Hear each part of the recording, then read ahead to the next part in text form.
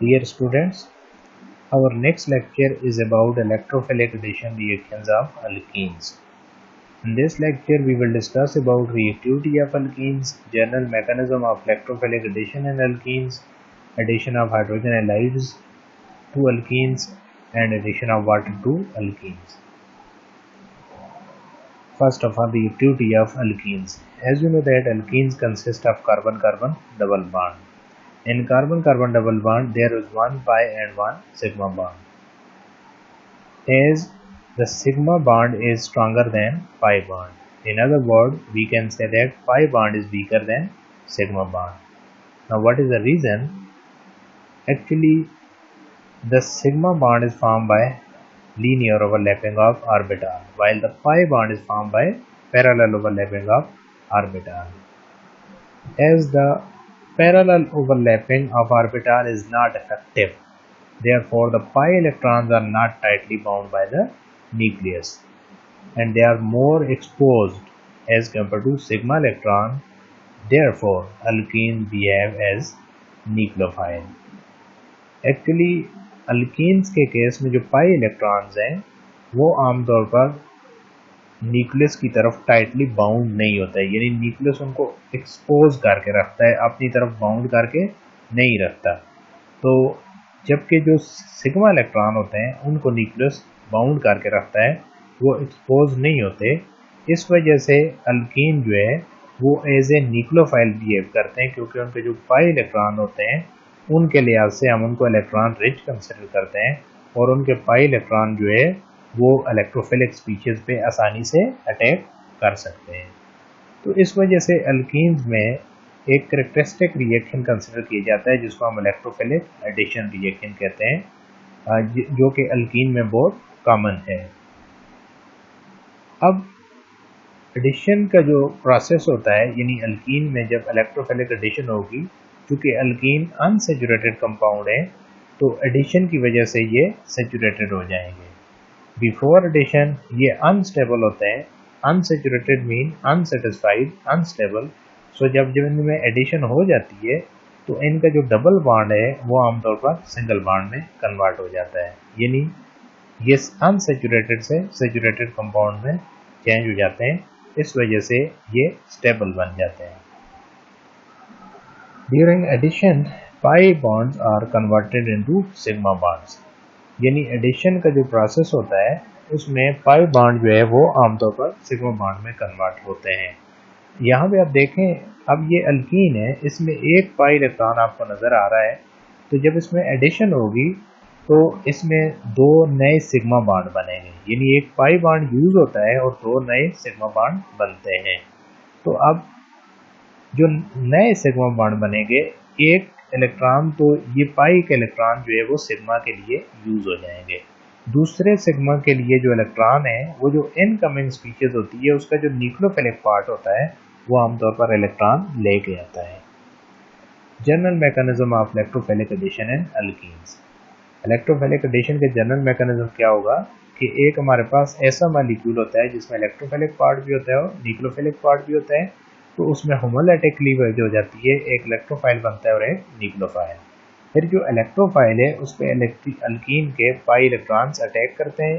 चूँकि alkene as a nucleophile behave कर रहा है, इसके पाई इलेक्ट्रॉन एक्सपोज होते हैं और ये इजीली जो है वो डोनेट किए जा सकते हैं। तो यहाँ पे अब अल्कीन पाई इलेक्ट्रॉन जो है वो इलेक्ट्रोफाइल को दे रहा है और ओवरऑल जब अल्कीन के एक कार्बन का ई के साथ यानी इलेक्ट्रोफाइल के साथ बॉन्ड बन जाएगा और हमारे ये रिएक्शन का फर्स्ट स्टेप है, इसमें एक इंटरमीडिएट हमें हासिल होगा जिसको हम कार्बोनियम आयन कहते हैं। और उसके बाद सेकंड स्टेप में न्यूक्लियोफाइल, यानी ये जो फर्स्ट स्टेप में न्यूक्लियोफाइल बना था, ये न्यूक्लियोफाइल इलेक्ट्रोफाइल पे अटैक करता है और उसके बाद जो है वो एक एडिशन प्रोडक्ट वजूद में आता है। तो अब यहाँ पे आप देख सकते हैं, क्योंकि इस रिएक्शन में इलेक्ट्रोफाइल सबसे पहले अटैक कर रहा है, इस वजह से आमतौर पर हम इसको इलेक्ट्रोफिलिक एडिशन कंसिडर करते हैं। अगर इसकी यहाँ पे काइनेटिक्स की बात की जाए तो ओवरऑल इस रिएक्शन का जो फर्स्ट स्टेप होता है वो स्लो स्टेप कंसिडर किया जाता है और इसलिए हम इसको रेट डिटर्मिनेंट स्टेप कहते हैं। जबकि जो सेकंड स्टेप होता है वो फास्ट होता है। इसमें हम ये कह सकते हैं कि जो रेट ऑफ रिएक्शन है वो यहाँ पे पहले स्टेप के ऊपर डिपेंड करेगा, सेकंड स्टेप पे डिपेंड नहीं करेगा। दूसरे अल्फाज में हम ये कह सकते हैं कि रेट ऑफ रिएक्शन इलेक्ट्रोफाइल और अल्कीन पे डिपेंड करेगा, जबकि न्यूक्लियोफाइल के ऊपर रेट ऑफ रिएक्शन डिपेंड नहीं करता।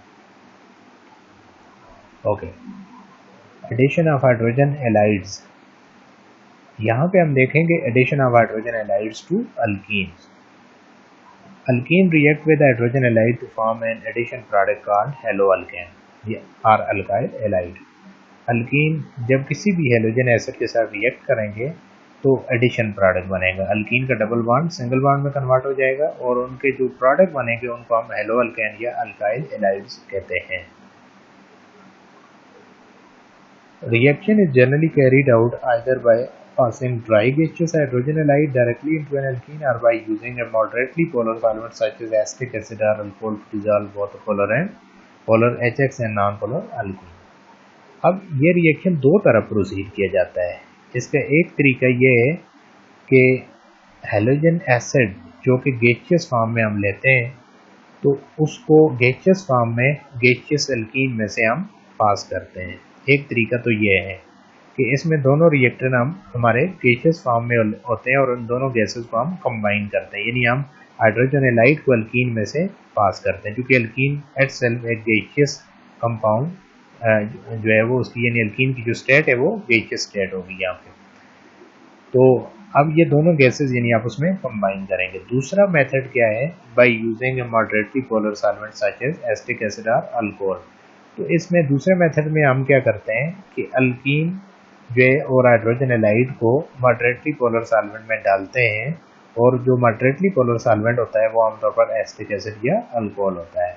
अब ये जो मॉडरेटली पोलर सॉल्वेंट है इसका फंक्शन ये होता है कि ये अल्कीन जो कि नॉन पोलर कंपाउंड है उसको भी डिसॉल्व करता है और हाइड्रोजन हैलाइड जो कि पोलर कंपाउंड है उसको भी डिसॉल्व करता है। तो मॉडरेटली पोलर यानी एक ऐसा सॉल्वेंट है कि जो नॉन पोलर और पोलर दोनों को डिसॉल्व कर रहा है।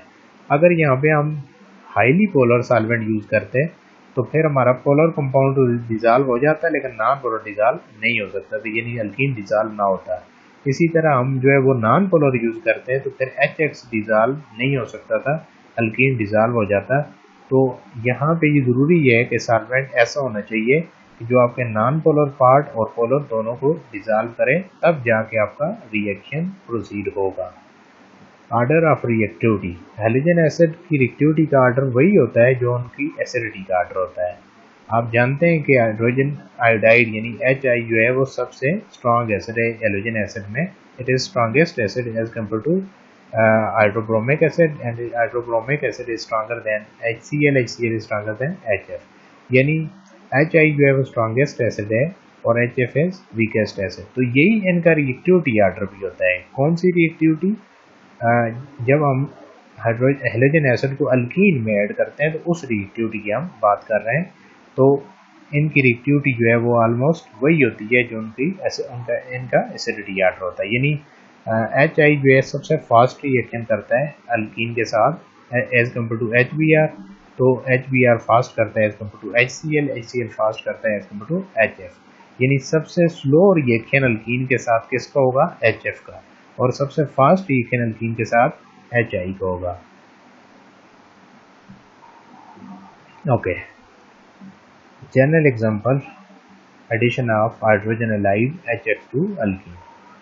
यहाँ पे हम देखते हैं कि इलेक्ट्रोफिलिक एडिशन की जनरल एग्जांपल, और उस इलेक्ट्रोफिलिक एडिशन में जो है वो हम एडिशन ऑफ हाइड्रोजन हैलाइड अभी देख रहे हैं।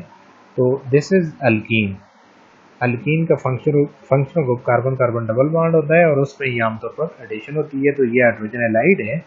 तो एडिशन में अल्कीन जो है वो एक कार्बन पे हाइड्रोजन ले लेगा, दूसरे पे हेलोजन ले लेगा, और जो रिजल्टेंट प्रोडक्ट होता है उसको हेलो अल्केन या अल्काइल हैलाइड कहते हैं।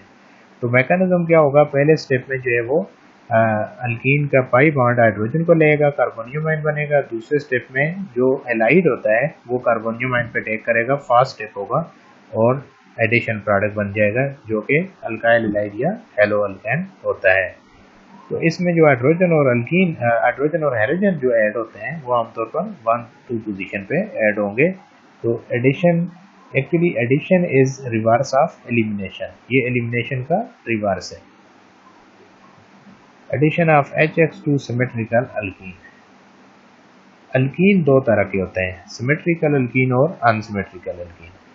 सिमेट्रिकल अल्कीन कौन से होते हैं? ऐसे अल्कीन जिनको दो इक्वल पार्ट में डिवाइड किया जा सकता है और डबल बॉन्ड से, यानी डबल बॉन्ड से अगर आप उन्हें डाइसेक्ट करें, डिवाइड करें, तो उनके दो इक्वल पार्ट बन रहे हो, तो ऐसे अल्कीन को हम सिमेट्रिकल अल्कीन कहते हैं। और ऐसे अल्कीन जो दो इक्वल पार्ट में डिवाइड ना हो सकते हो, यानी जिनकी डिवीजन इक्वल पार्ट में ना हो सकती हो डबल बॉन्ड से, उनको अनसिमेट्रिकल अल्कीन कहते हैं। तो इस तरह हमारे पास जो सिमेट्रिकल अल्कीन है, यहाँ पे ये एग्जांपल आपको सिमेट्रिकल अल्कीन की दी गई है। तो सिमेट्रिकल अल्कीन में जब आप HX ऐड करेंगे तो आपको सिर्फ एक प्रोडक्ट मिलेगा। सिमेट्रिकल अल्कीन सिर्फ वन प्रोडक्ट देते हैं जब उनमें आप HX ऐड करते हैं, यानी उनमें एक से ज़्यादा फिर प्रोडक्ट नहीं बनेगा। इसकी यहाँ पे एग्जांपल आपको दी गई है सिमेट्रिकल अल्कीन में एडिशन की। ये हमारे पास 2-ब्यूटीन है, आप देख सकते हैं, इसको यहाँ से आप डिवाइड करें तो 2 इक्वल पार्ट बन सकते हैं। ये सिमेट्रिकल अल्कीन है, HBr ऐड करें तो 2-ब्रोमो-ब्यूटेन यहाँ पे बन जाता है। अब यहाँ पे H जो है वो इस कार्बन पे हम शो कर रहे हैं इसका एडिशन, और ब्रोमीन का इस कार्बन पे, तो आपके पास ये प्रोडक्ट बनेगा। अगर आप अपोजिट कर लें, H को इस कार्बन पे ले लें, Br को इस पे ले लें, फिर भी आपका कंपाउंड वही बनेगा, क्योंकि आप जो है वो उसमें ये होगा कि हाइड्रोजन इधर आ जाएगा, ब्रोमीन इधर आ जाएगा, तो आपकी नंबरिंग उसी तरीके से होगी। ठीक है, यानी आपका जो नाम होगा कंपाउंड का वो 2-ब्रोमो-ब्यूटेन होगा। हाइड्रोजन अगर इस तरफ से, यानी इस कार्बन के ऊपर आ जाए या इस कार्बन पे आ जाए, इससे कोई फर्क नहीं पड़ेगा।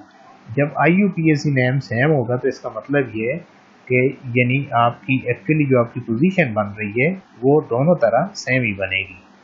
तो 2-ब्रोमो-ब्यूटेन आपका प्रोडक्ट होगा जो कि सिंगल प्रोडक्ट। उसके बाद इसका मैकेनिज्म देखते हैं। मैकेनिज्म उसी तरह है कि अल्कीन हाइड्रोजन पे अटैक करता है, Br निकलता है, स्लो स्टिप होता है, फिर Br आके अटैक करता है और आपके पास जो है वो यहाँ पे 2-ब्रोमो-ब्यूटेन बन जाता है। Addition of HX to unsymmetrical alkene. Unsymmetrical alkene के बारे में आपको बता दिया है कि जिसको दो इक्वल पार्ट में डबल बॉन्ड से डिवाइड ना किया जा सकता। यहाँ पे आप देख सकते हैं, इसको अगर आप डिवाइड करें तो इसके दो इक्वल पार्ट नहीं बन रहे हैं। यहाँ पे इस पार्ट पे आप देखें CH3C और H आ रहे हैं, इधर HC और H आ रहा है, यानी ये पार्ट और ये पार्ट आपस में सेम नहीं है। तो इस वजह से ये जो कंपाउंड है आपका, दैट इज प्रोपीन, ये अनसिमेट्रिकल अल्कीन है या अनसिमेट्रिक अल्कीन है। तो अनसिमेट्रिकल अल्कीन में जब आप HX ऐड करेंगे तो आपके पास दो तरह के प्रोडक्ट बनते हैं, मरकानी का प्रोडक्ट और एंटी मरकानी का प्रोडक्ट।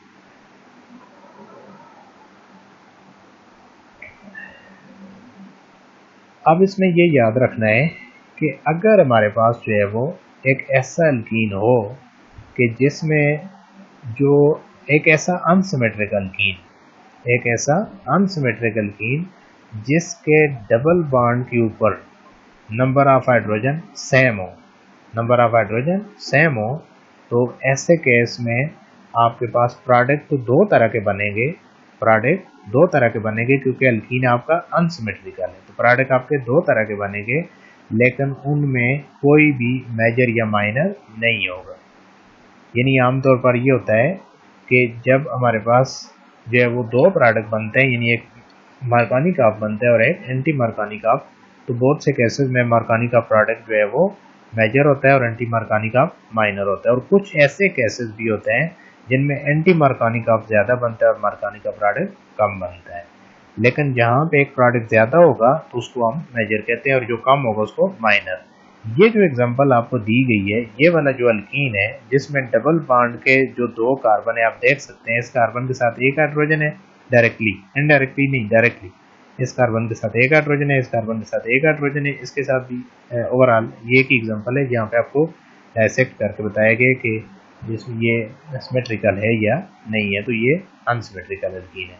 यहाँ पे आप देख सकते हैं कि आपके इस केस में नंबर ऑफ हाइड्रोजन सेम है, यानी डबल बॉन्ड के नंबर ऑफ हाइड्रोजन सेम है, इस वजह से आपके पास प्रोडक्ट तो दो तरह के बनेंगे लेकिन कोई माइनर या मेजर नहीं होगा, यानी उनकी अमाउंट सेम बनेगी। दूसरे अल्फाज में हम ये कह सकते हैं कि ये प्रोडक्ट 50-50 बनेंगे। अब ये प्रोडक्ट कैसे बनेंगे और इसकी एग्जांपल नेक्स्ट स्लाइड में आपको डिटेल से बताई जाएगी। सबसे पहले हम देखते हैं अभी मार्कोनिकॉफ रूल। इसको मार्कोनिकॉफ रूल भी हम प्रोनाउंस करते हैं और मार्कोनिकॉफ रूल भी इसे कहते हैं। तो अब इसकी स्टेटमेंट देखते हैं कि मार्कोनिकॉफ रूल की स्टेटमेंट क्या है। When an unsymmetrical molecule is added to unsymmetrical alkene, the positive part of added molecule attaches itself to the carbon atom of double bond that already holds greater number of hydrogens. इसकी एक और statement भी हो सकती है, when an unsymmetric molecule is added to unsymmetrical alkene, the positive part of adding molecule will attack that double bond carbon atom or that double bonded carbon atom which consists of greater number of hydrogen atoms. Markovnikov rule कहता है कि जब आप किसी unsymmetrical alkyne में कोई unsymmetric molecule add करेंगे तो जो अनसिमेट्रिकल मॉलिक्यूल जो आप ऐड कर रहे होते हैं उसका पॉजिटिव पार्ट ऐसे कार्बन पे अटैक करेगा, डबल बॉन्ड वाले ऐसे कार्बन पे अटैक करेगा जिसके पास ग्रेटर नंबर ऑफ हाइड्रोजन होंगे। अब ये याद रखना है कि एडिशन हमेशा डबल बॉन्ड के कार्बन के ऊपर होती है, यानी जो आपका सिंगल बॉन्ड वाला कार्बन है उस पे एडिशन नहीं होती, डबल बॉन्ड वाले कार्बन पे एडिशन होती है एल्कीन में। तो मार्कोनिकॉफ रूल कहता है कि डबल बॉन्ड वाले उस कार्बन पे एडिंग मॉलिक्यूल का पॉजिटिव पार्ट अटैक करेगा जिसके पास ग्रेटर नंबर ऑफ हाइड्रोजन होंगे। तो आमतौर पर जो है वो मार्कोनिकॉफ प्रोडक्ट जो है बहुत से रिएक्शन में मार्कोनिकॉफ प्रोडक्ट मेजर प्रोडक्ट होता है, यानी ज़्यादा बनता है, और उसके अगेंस्ट जो प्रोडक्ट होता है वो आमतौर पर कम बनता है। तो अब हम देखते हैं कि इसका रीज़न क्या है कि मार्कोनिकॉफ प्रोडक्ट क्यों ज़्यादा बनता है और एंटी मार्कोनिकॉफ प्रोडक्ट क्यों कम बनता है। इसके लिए एक एग्जांपल हम कंसिडर करते हैं। ये प्रोपीन है और प्रोपीन आमतौर पर अनसिमेट्रिकल अल्कीन होता है। यहाँ पे आप देख सकते हैं इसको आप टू इक्वल पार्ट में डिवाइड नहीं कर सकते। इसमें जब आप HBr ऐड करें, HBr is also unsymmetrical molecule. अब ये याद रखना है कि अगर किसी अनसिमेट्रिक अल्कीन के साथ सिमेट्रिकल मॉलिक्यूल जिस तरह H2 होता है, Br2 होता है, वो आप ऐड करेंगे तो फिर मार्कोनिकॉफ रूल वहाँ पे अप्लाई नहीं होगा। इसी तरीके से अगर आपका अल्कीन जो है वो सिमेट्रिकल है और या अनसिमेट्रिकल है तो फिर भी वो अप्लाई नहीं होगा। तो ये दोनों अनसिमेट्रिक होना ज़रूरी है। तो ये अनसिमेट्रिक किस तरह है, इसको आप टू इक्वल पार्ट में डिवाइड नहीं कर सकते, एक तरफ H है और एक तरफ Br है। तो उसी तरह आप रिएक्शन करेंगे। अब दो पॉसिबिलिटीज हैं, एक ये है कि आपका यहाँ पे इस कार्बन पे, ठीक है, H ऐड हो जाए और इस कार्बन पे Br ऐड हो जाए। तो अगर इस कार्बन पे H ऐड होगा तो ये मार्कोनिकॉफ रूल के मुताबिक होगा, अकॉर्डिंग टू मार्कोनिकॉफ रूल होगा, क्योंकि मार्कोनिकॉफ रूल कहता है कि हाइड्रोजन ऐसे, यानी पॉजिटिव पार्ट यहाँ पे हाइड्रोजन है तो वो पॉजिटिव पार्ट ऐसे कार्बन पे टेक करता है जिसके पास ग्रेटर नंबर ऑफ हाइड्रोजन हो। यहाँ पे आप देख सकते हैं कि डबल बॉन्ड वाले ये दो कार्बन है, इसके पास दो हाइड्रोजन है, इसके पास एक है, इसके पास ग्रेटर नंबर ऑफ हाइड्रोजन है तो हाइड्रोजन इसके पास जाएगा पॉजिटिव पार्ट, यानी positive part mean hydrogen air. और इसके अलावा ब्रोमीन जो है ज़ाहिर है दूसरे कार्बन पे फिर ऐड होगा तो आपका प्रोडक्ट होगा 2-ब्रोमो-ब्यूटेन। तो इसको हम कहते हैं मार्कोनिकॉफ प्रोडक्ट। और ये आमतौर पर प्रैक्टिकली ऑब्जर्व किया गया है कि ये प्रोडक्ट ज़्यादा बनता है और इसके अगेंस्ट जो प्रोडक्ट बन रहा है जिसमें एडिशन अपोजिट हो रही है, यानी हाइड्रोजन ऐसे कार्बन पे जा रहा है जिसपे लेस नंबर ऑफ हाइड्रोजन है, ब्रोमीन ऐसे पे जा रहा है जिसपे ग्रेटर नंबर ऑफ हाइड्रोजन है, तो उसको हम कहते हैं एंटी मार्कोनिकॉफ प्रोडक्ट, और वो 1-ब्रोमो-प्रोपेन होता है और ये प्रोडक्ट माइनर होता है। जबकि अब हम देखते हैं इसका मैकेनिज्म कि फॉर्मेशन ऑफ मार्कोनिकॉफ प्रोडक्ट कैसे बनता है। मार्कोनिकॉफ प्रोडक्ट जो है वो अल्कीन जो है उसमें फर्स्ट स्टेप में अटैक करेगा H के ऊपर, Br निकल जाएगा, H इस कार्बन पे आएगा। यहाँ पे ये याद रखना है कि मार्कोनिकॉफ प्रोडक्ट को आपने मार्कोनिकॉफ रूल को फॉलो करना है तो तब मार्कोनिकॉफ प्रोडक्ट बनेगा। तो हाइड्रोजन चूँकि पॉजिटिव है तो वो इस कार्बन पे आएगा तो आपके पास ये फिर कार्बोनियम आयन बनेगा जो कि सेकेंडरी कार्बोनियम आयन है और आमतौर पर ये रिलेटिवली स्टेबल होता है as compare to primary carbonium ion. उसके बाद सेकंड स्टेप में कार्बोनियम आयन Br के साथ रिएक्ट करेगा और 2 ब्रोमो ब्यूटेन बन जाएगा, जो कि मार्कानी का प्रोडक्ट है और प्रैक्टिकली प्रोडक्ट ज़्यादा होता है, यानी ज़्यादा बनता है, इसकी अमाउंट ज़्यादा होती है परसेंटेज। उसके बाद हम देखते हैं mechanism for formation of anti Markovnikov का प्रोडक्ट, यानी एंटी मार्कानी का प्रोडक्ट फॉर्मेशन का मैकेनिज्म क्या होगा। तो इसमें एंटी मार्कानी का प्रोडक्ट आपका ये है, इसमें अगेंस्ट रूल के अगेंस्ट यहाँ पे एडिशन हो रही है। तो यहाँ पे आप देख सकते हैं मैकेनिज्म में कि हाइड्रोजन ऐसे कार्बन पे ऐड हो रहा है जिसमें लेस नंबर ऑफ हाइड्रोजन, आप देखें हाइड्रोजन इधर आ रहा है, तो ये रूल के अगेंस्ट है, मार्कानी का रूल के अगेंस्ट ये प्रोडक्ट बनने जा रहा है। जबकि जो कार्बोनियम आयन है वो प्राइमरी कार्बोनियम आयन, अब आप जानते हैं कि प्राइमरी कार्बोनियम आयन अनस्टेबल होता है। तो अब फिर ये कार्बोनियम आयन के साथ जब Br रिएक्ट करेगा तो आपके पास 1 ब्रोमोप्रोपेन जो कि एंटी मार्कानी का प्रोडक्ट है, अब ये माइनर बनेगा। अब यहाँ पे मार्कानी का प्रोडक्ट आपका जो है वो ज़्यादा बन रहा है, ठीक है, वो मेजर है, जबकि एंटी मार्कानी का कम बन रहा है। मेन रीज़न क्या है?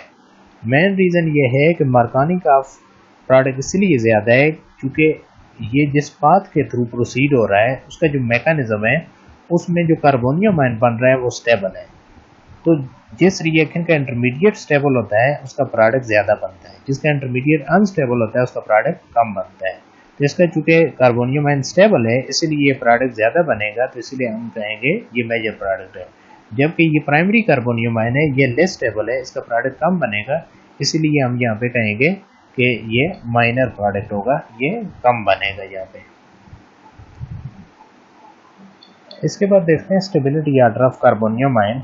चूँकि यहाँ पे कार्बोनियम आयन की बात हो रही है तो आप जानते हैं कि टर्शरी कार्बोनियम आयन स्टेबल होता है, इसके बाद सेकेंडरी स्टेबल होता है, प्राइमरी और प्राइमरी स्टेबल होता है मीथाइल। आमतौर पर कार्बोनियम आयन जो अल्कीन से बनता है उसको स्टेबलाइज करने के 2 फैक्टर होते हैं, इंडक्टिव फैक्टर और हाइपर कंजुगेशन। तो इंडक्टिव फैक्ट में आप जानते हैं कि आपके ग्रुप जो होते हैं वो 2 तरह के होते हैं, प्लस आई ग्रुप और माइनस आई ग्रुप। तो जो अल्काइल ग्रुप होता है वो प्लस आई यानी डोनेटिंग ग्रुप होता है। तो जितने ज़्यादा अल्काइल ग्रुप होंगे उतना कार्बोनियम कार्बन स्टेबल होगा, उतना कार्बोनियम आयन स्टेबल होगा और उतना ज़्यादा बनेगा, और जितने कम होंगे उतना वो लेस स्टेबल होगा और कम बनेगा। इसी तरीके से हाइपर कंजुगेशन, जितने ज़्यादा हाइपर कंजुगेटिंग स्ट्रक्चर होंगे उतना आपका कार्बोनियम आयन स्टेबल होगा, और जितना जो हाइपर कंजुगेटिंग स्ट्रक्चर कम होंगे उतना वो लेस स्टेबल होगा, ठीक है। तो जितना कार्बोनियम आयन आपका स्टेबल होगा उतना आपके पास जो है वो उस कार्बोनियम आयन से बनने वाला प्रोडक्ट फिर उतना ही ज़्यादा होगा, और जितना वो लेस स्टेबल होगा उतना वो प्रोडक्ट कम होगा। यहाँ पे आप देख सकते हैं इस केस में कि आपके पास यहाँ पे इंडक्टिव फैक्ट आप अप्लाई करें तो आपके पास 1 मीथाइल और 2 मीथाइल ग्रुप है, आपके पास 2 डोनेटिंग ग्रुप है इसमें, ठीक है। तो इसलिए ये मिथाइल इलेक्ट्रॉन डोनेट करके इसके पॉजिटिव चार्ज को डिक्रीज करता है, यानी इसको स्टेबल करता है।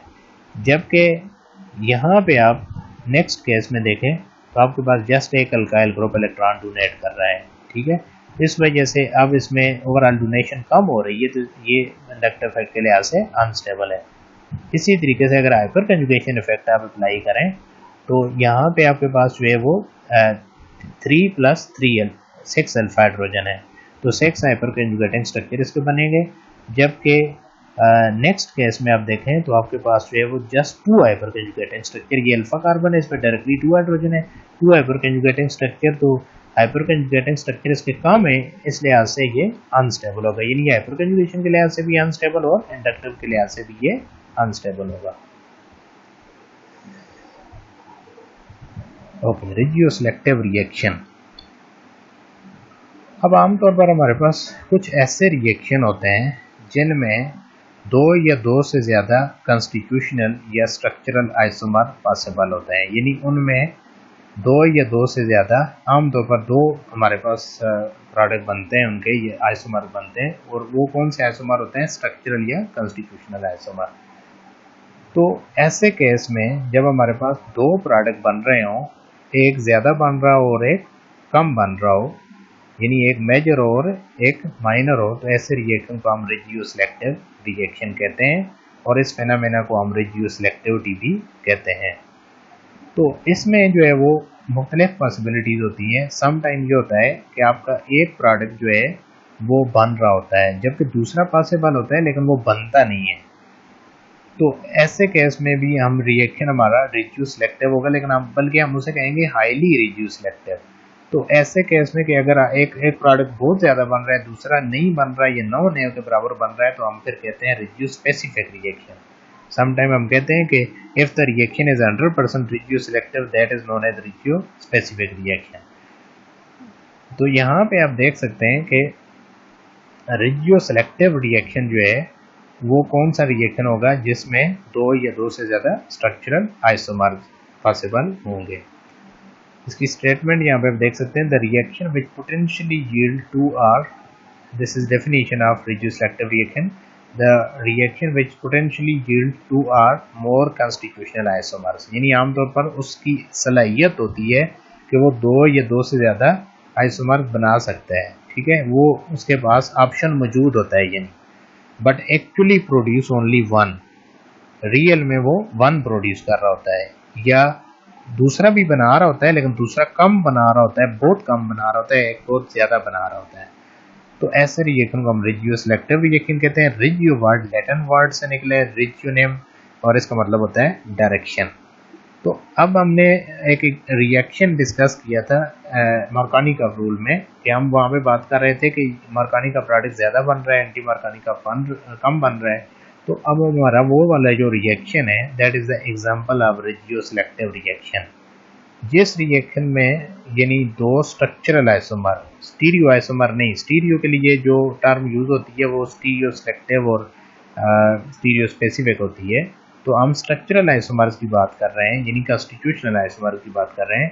तो दो से ज़्यादा जब कॉन्स्टिट्यूशनल आइसोमर या स्ट्रक्चरल आइसोमर पॉसिबल हो, और एक ज़्यादा हो और एक कम हो, एक मेजर हो, एक माइनर हो, तो ऐसा रिएक्शन रिजियो सिलेक्टिव होता है। तो इससे पहले जो आप मार्कोनी का रूल की एग्जांपल पढ़ चुके हैं अनसिमेट्रिकल एल्कीन के केस में, प्रोपीन के केस में, वो एग्जांपल है रिजियो सिलेक्टिव रिएक्शन की। अब रिजियो सिलेक्टिव की एक और एग्जांपल यहाँ पे हम देख रहे हैं। प्रोपीन को जब हम Cl के साथ मिलाएंगे 2 क्लोरोप्रोपेन और 1 क्लोरोप्रोपेन बनेगा। अब जो 2 क्लोरोप्रोपेन है वो मेजर प्रोडक्ट है, यानी वो ज़्यादा बनता है, क्योंकि ये जिस कार्बोनियम आयन से बनेगा वो ज़्यादा स्टेबल होता है, जबकि ये जिस कार्बोनियम आयन से बनेगा वो लेस स्टेबल होगा, इसलिए ये प्रोडक्ट कम बनता है। तो अब चूंकि एक ये ज़्यादा बन रहा है, ये कम बन रहा है, और दो स्ट्रक्चरल आइसोमर हैं ये देखें, this is 2 chloropropane, this is 1 chloropropane, तो इसको हम कहते हैं पोजिशनल या पोजीशन आइसोमर। यानी यहाँ पे पोजीशन के लिहाज से जो है वो इनका फर्क आ रहा है, फंक्शन को इनका सेम है, इसमें भी क्लोरो है, इसमें भी क्लोरो है, यानी ओवरऑल ये अल्काइल हैलाइड है आपके पास। लेकिन इनके केस में अगर आप देखें तो यहाँ पे आपके पास position of function group different है। तो ये एक दूसरे के स्ट्रक्चरल आइसोमर, ये कॉन्स्टिट्यूशनल आइसोमर, यानी एटम की अरेंजमेंट जो है ओवरऑल कनेक्टिविटी एटम की यहाँ पे डिफरेंट है, ठीक है, मॉलिक्यूल के अंदर। तो ये आपके पास एग्जांपल हो जाएगी रिजियो सिलेक्टिव रिएक्शन की। इसके अलावा हमने बात की थी कि अगर हमारे पास कोई ऐसा अनसिमेट्रिकल एल्कीन हो कि जिसमें डबल बॉन्ड के ऊपर जो कार्बन होता है, यानी डबल बॉन्ड के जो कार्बन होते हैं उनके साथ इक्वल नंबर में हाइड्रोजन मौजूद हो, जिस तरह आप यहाँ पे देख सकते हैं कि 1 CH है, ये CH है, इधर भी एक हाइड्रोजन है, इधर भी एक हाइड्रोजन है। तो ऐसे केस में प्रोडक्ट तो आपके दोनों बनेंगे, यानी अगर ये जो प्रोडक्ट आपको बन रहा है इसमें इधर ब्रोमीन ऐड हो रहा है, इधर हाइड्रोजन हो रहा है, और ये जो प्रोडक्ट बन रहा है इसमें इधर ब्रोमीन है, इधर हाइड्रोजन हो रहा है, ठीक है।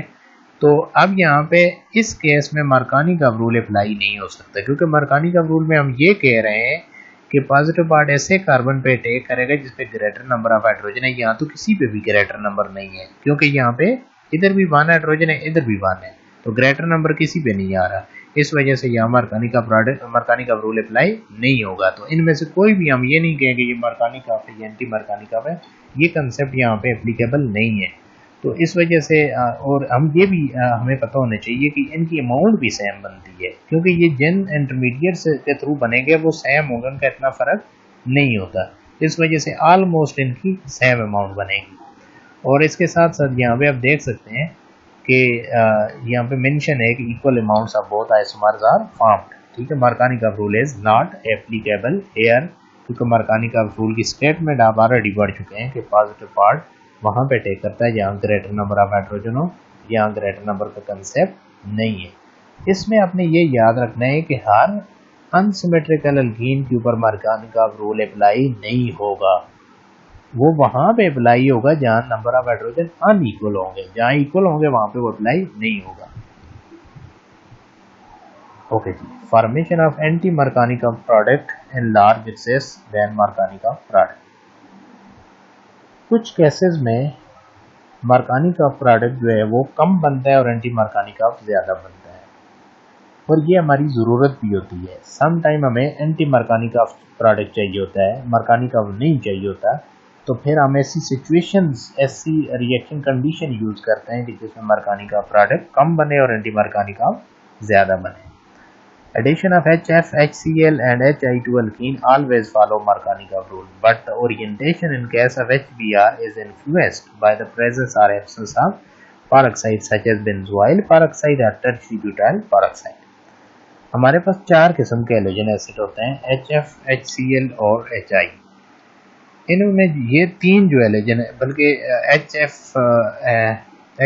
HCl, HBr और HI, तो ये जो 3 हेलोजन एसिड है, ये वाले 3, ये जब अल्कीन में इनको ऐड किया जाता है in the presence of peroxide और in the absence of peroxide, ये मोस्टली जो है इनके ऊपर पेरोक्साइड का कोई इफेक्ट नहीं होता, और आमतौर पर जो है वो ये मार्कोनिकॉफ प्रोडक्ट देते हैं मेजर, यानी मेजर मार्कोनिकॉफ प्रोडक्ट इनमें बनता है, और दूसरे अल्फाज में हम कह सकते हैं कि ये मार्कोनिकॉफ रूल को फॉलो करते हैं, क्योंकि ज़ाहिर मार्कोनिकॉफ रूल को वही फॉलो करेगा जो मेजर प्रोडक्ट बनाएगा। तो अब ये भी अल्कीन के साथ मेजर प्रोडक्ट बनाएगा, ये भी मेजर और ये भी। जबकि ये वाला जो हेलोजन एसिड है HBr, ये जो है इसमें अब 2 पॉसिबिलिटीज़ हैं। अगर आपने पेरोक्साइड यूज़ किया तो ये एंटी मार्कोनिकॉफ प्रोडक्ट मेजर बनाएगा और मार्कोनिकॉफ माइनर बनाएगा। अगर आपने पेरोक्साइड यूज नहीं किया तो फिर उस केस में ये मार्कोनिकॉफ प्रोडक्ट मेजर बनाएगा इनकी तरह, और एंटी मार्कोनिकॉफ माइनर बनाएगा। तो इस वजह से यहाँ पेरोक्साइड का रोल प्ले हो रहा है, यानी पेरोक्साइड अपना रोल प्ले कर रहा है। तो इस वजह से ये जो पेरोक्साइड का यहाँ पे रोल है, तो इसको जनरली हम आमतौर पर पेरोक्साइड इफेक्ट भी कहते हैं, जो कि नेक्स्ट स्लाइड में भी हम डिस्कस करेंगे।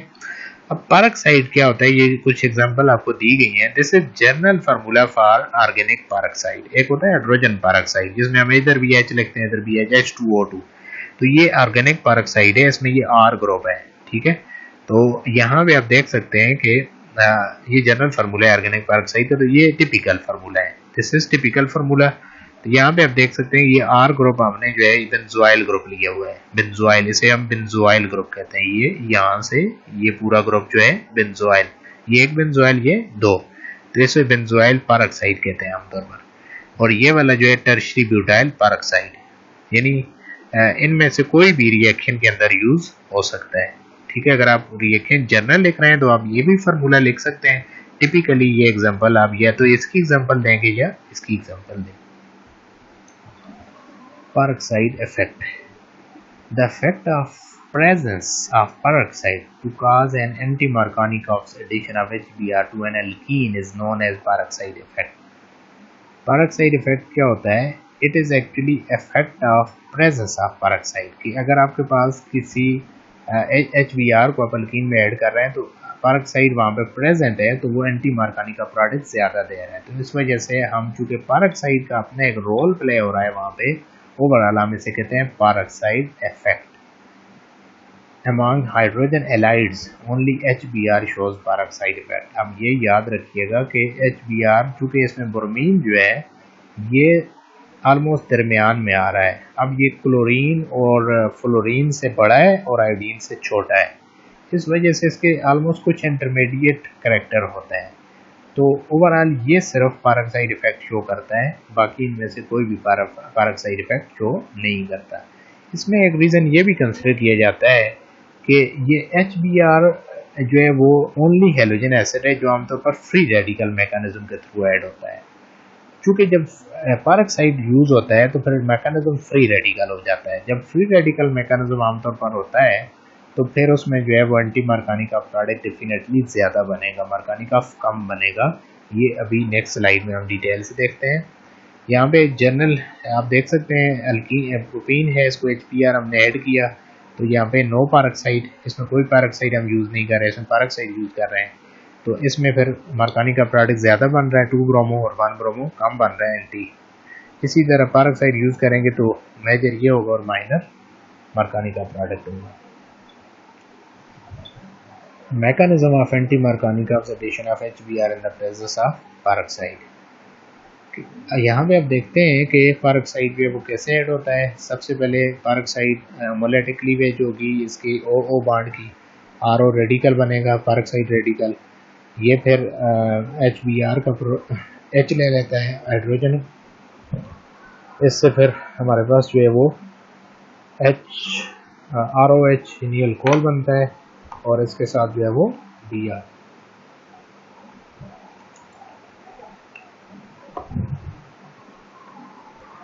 उसके बाद जो है वो नेक्स्ट आप देखें यहाँ पे Br जो है वो Br रेडिकल, यहाँ पे एक Br रेडिकल बनेगा। Br रेडिकल जो है वो इस कार्बन के ऊपर यानी अल्कीन के ये जो फर्स्ट कार्बन आपको दिया गया है जिसपे ग्रेटर नंबर ऑफ हाइड्रोजन है, टर्मिनल पोजीशन ये बन रही है, यहाँ पे स्टेरिक इफेक्ट बहुत कम है क्योंकि इसका साइज थोड़ा बड़ा होता है तो ये फिर इस जगह एडजस्ट नहीं हो सकता, ये इस जगह अपने आप को एडजस्ट करेगा। इधर फ्री रेडिकल बनेगा, इधर Br आ जाएगा, तो ये आपका फ्री रेडिकल है, ये रेडिकल वाला इलेक्ट्रॉन है, ठीक है, ये Br आ गया। उसके बाद दूसरा HBr आएगा, क्योंकि ये फ्री रेडिकल चेन रिएक्शन होता है, इसमें इनिशिएशन, प्रोपगेशन, टर्मिनेशन वो स्टेप्स जो ऑलरेडी आपने पढ़े हैं उसमें सब्स्टिट्यूशन में वो यहाँ पे भी एप्लीकेबल होते हैं। तो यहाँ पे आप देखें कि HBr अभी आ गया, HBr एक आपने यहाँ यूज़ किया एक और मालिक्यूल, इधर से इसको H मिल जाएगा, Br निकल जाएगा। अब ये Br रिएक्शन को फर्दर कंटिन्यू करेगा, अब दोबारा Br बनाने की आपको ज़रूरत नहीं है, तो ये एक और अल्कीन पे अटैक करेगा, फिर वो जो बनेगा वो एक और पे अटैक करेगा, इस तरह ये रिएक्शन कंटिन्यू रहेगा। अब यहाँ पे रेडिकल कौन सा बन रहा है, सेकेंडरी फ्री रेडिकल, ये मोर स्टेबल है।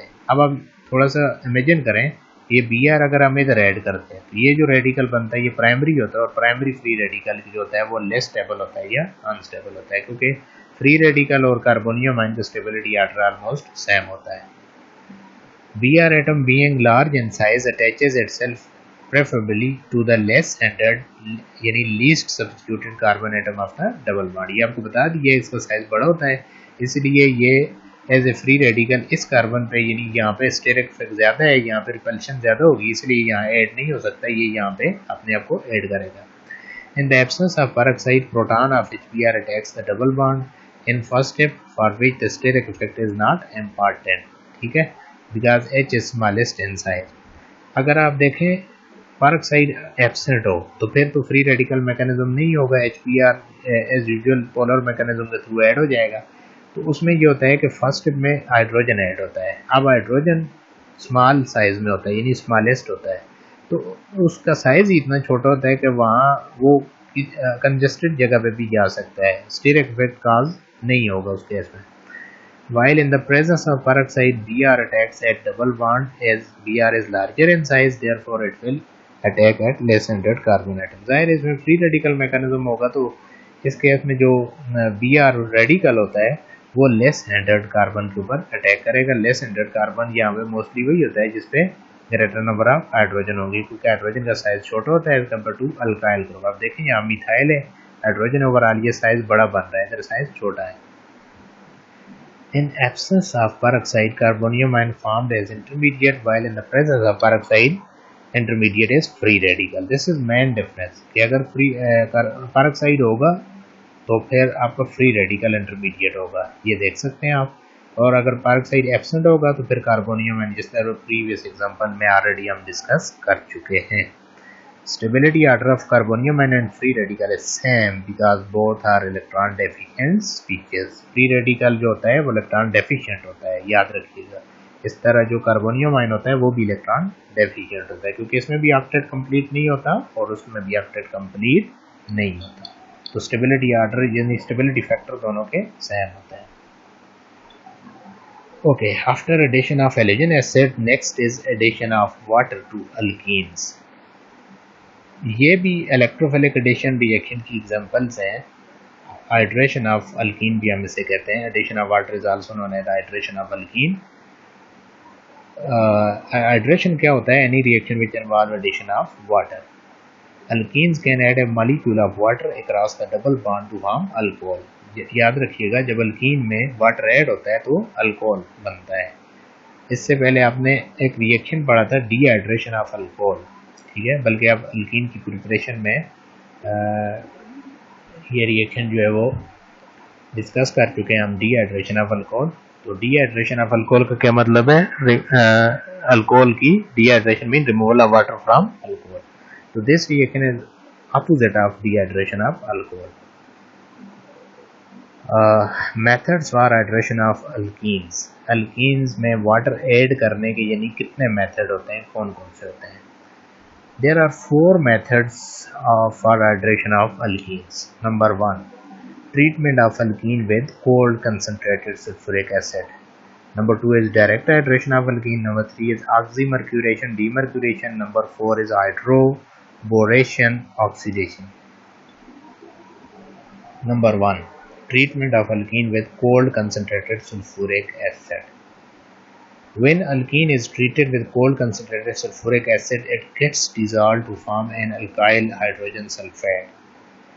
आमतौर पर अल्कीन जो है उसको अगर आप कोल्ड कंसनट्रेटेड सल्फ्यूरिक एसिड, यानी कंसनट्रेटेड सल्फ्यूरिक एसिड 98% प्योर होता है, तो वो कोल्ड हो, हॉट ना हो, यानी टेम्परेचर उसका कम होना चाहिए. तो उसको जब आप अल्कीन के साथ कंबाइन करेंगे तो उसमें क्या होता है कि अल्कीन आमतौर पर उनमें डिज़ॉल्व हो जाता है सल्फ्यूरिक एसिड में, और एक प्रोडक्ट बनेगा जिसको हम कहते हैं alkyl hydrogen sulphate. As alkanes do not dissolve in cold concentrated sulfuric acid and hence can be differentiated or separated from alkenes. अब अल्कीन क्यों रिएक्शन कर रहे हैं सल्फ्यूरिक एसिड में, क्यों डिज़ॉल्व हो रहे हैं? क्योंकि वो रिएक्शन कर रहे हैं. क्यों रिएक्शन कर रहे हैं? क्योंकि उनमें डबल बॉन्ड है. अब अल्केन में डबल बॉन्ड नहीं होता, इस वजह से अल्केन डिज़ॉल्व नहीं होंगे, मतलब रिएक्शन नहीं करेंगे. तो जब डिज़ॉल्व नहीं होंगे तो फिज़िकली जब ज़ाहिर डिज़ॉल्व होना फिज़िकली में पता चल जाता है कि ये चीज़ डिज़ॉल्व हो रही है या नहीं हो रही. तो इस तरह हम अल्केन और अल्कीन के टेस्ट के लिए भी ये रिएक्शन और ये टेक्निक यूज़ कर सकते हैं. उसमें ये होगा कि जब हम अल्कीन में सल्फ्यूरिक एसिड ऐड करेंगे तो जो है वो डिज़ॉल्व हो जाएंगे, हाइड्रोजन सल्फेट बन जाएगा, अल्काइल हाइड्रोजन सल्फेट. जबकि सल्फ्यूरिक एसिड के साथ अल्केन मिलाएंगे तो डिज़ॉल्व नहीं होंगे, जिससे प्रूव हो जाएगा कि ये अल्केन है. इसी तरह alkanes can be freed from alkene impurities by washing with sulphuric acid. कि आप मतलब अल्केन को जो है वो अगर सल्फ्यूरिक एसिड उसके साथ ऐड करेंगे तो अल्कीन के साथ सल्फ्यूरिक एसिड रिएक्ट करके उनके साथ कंबाइन हो जाएगा, तो वो फिर अल्कीन या वहाँ से यानी वॉश आउट हो जाएंगी, वो उनको दूसरी फॉर्म में वो कन्वर्ट कर देगा, that is alkyl hydrogen sulphate. The addition of sulfuric acid to alkene is regioselective and follow the Markovnikov rule. Already हम पढ़ चुके हैं कि जिसमें मेजर माइनर प्रोडक्ट बने, यानी मार्कोनिकॉव एंटी मार्कोनिकॉव, वो regioselective रिएक्शन कहलाता है, और ये addition of water भी regioselective है. The alkyl hydrogen sulfate is hydrolyzed on heating with water to form an alcohol.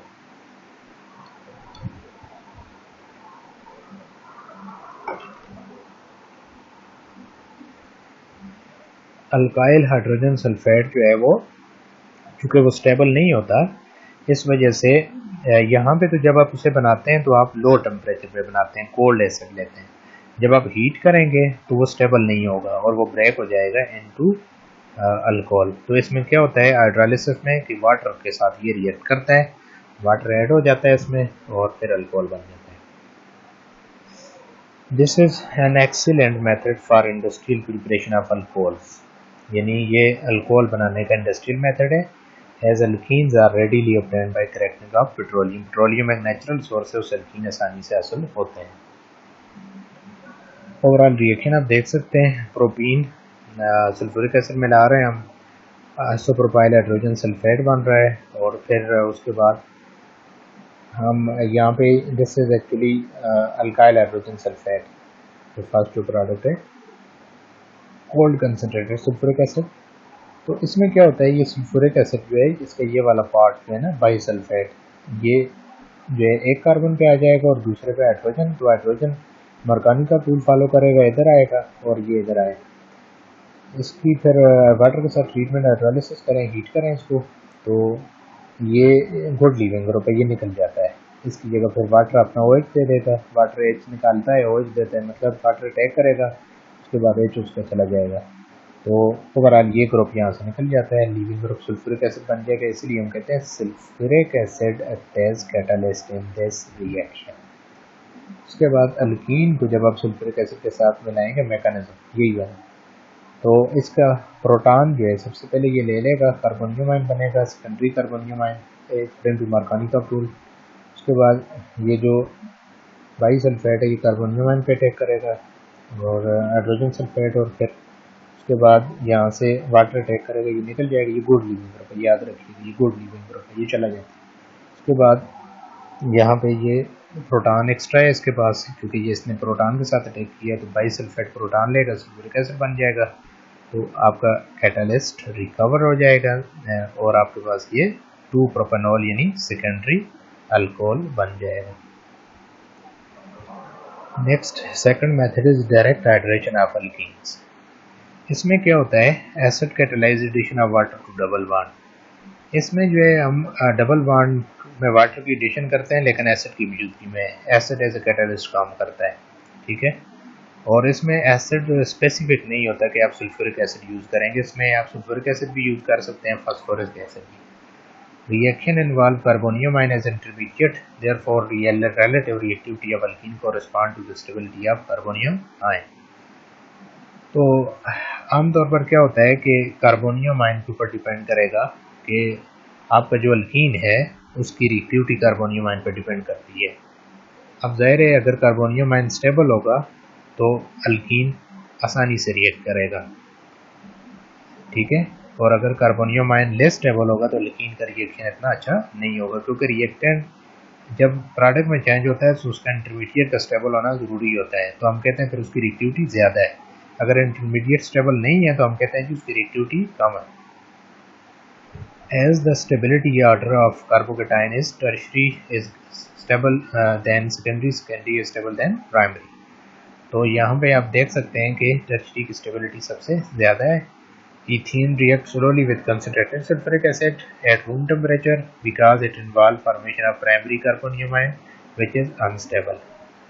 अब इथीन का रिएक्शन कंसनट्रेटेड एसिड के साथ बहुत स्लो होता है रूम टेम्परेचर पे। उसकी वजह क्या है, क्योंकि इसमें कार्बोनियम आयन प्राइमरी है, तो अभी हमने बात की है कि रिएक्टिविटी किस पे डिपेंड करती है, कार्बोनियम आयन पे। तो ओवरऑल ये रिएक्शन फिर स्लो होगा, स्लो मीन इसकी रिएक्टिविटी, इथीन की रिएक्टिविटी कम होगी।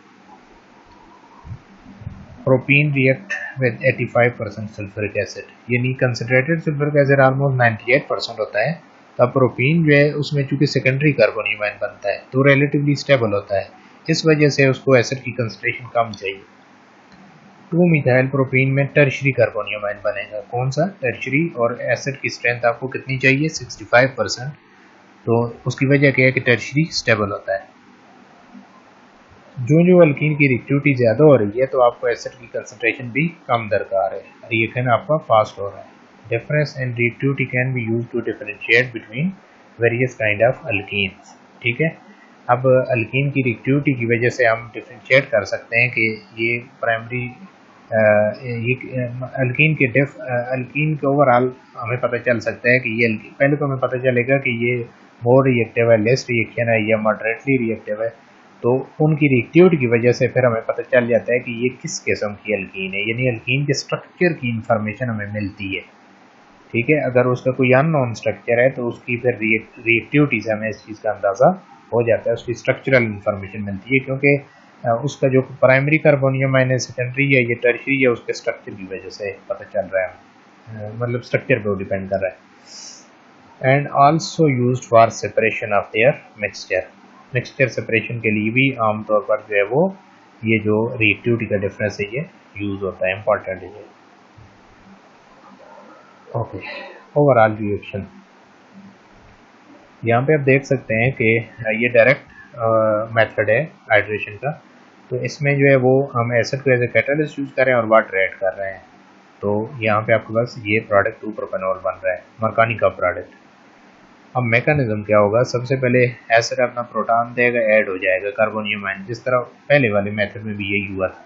लेकिन इसमें पहले में फिर बाइसल्फेट अटैक करता है एज ए निक्लोफाइल, तो इसमें water as a nucleophile direct attack कर लेता है, ये डायरेक्ट अटैक।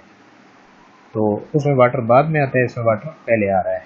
तो उसके बाद यह वाटर आएगा और इसकी यानी ओवरऑल यहाँ से आप देखें कि जब ये प्रोटॉन इधर ऐड हो जाएगा तो आपका कार्बोनियम आयन बनेगा। उसके बाद वाटर आप इसमें ऐड करेंगे तो वाटर का प्रोटॉन लॉस हो जाएगा और आपके पास प्रोपेन 2 ऑल बनेगा। अब ये रिवर्सिबल प्रोसेस है, इसमें रिएक्शन दोनों तरफ प्रोसीड होता है, मतलब alkyne towards alcohol and alcohol towards alkyne. Alkyne से अल्कोहल आप इसे फॉरवर्ड ले लें और अल्कोहल से अल्कीन बैकवर्ड ले लें। तो बैकवर्ड में डिहाइड्रेशन होती है, यानी वाटर का रिमूवल होता है। ये बैकवर्ड रिएक्शन के लिए हमने ये बैकवर्ड एरो पे लिखा हुआ है माइनस वाटर मीन इसमें से वाटर रिमूव होगा, तो ये आपका कार्बोनियम आयन बनेगा।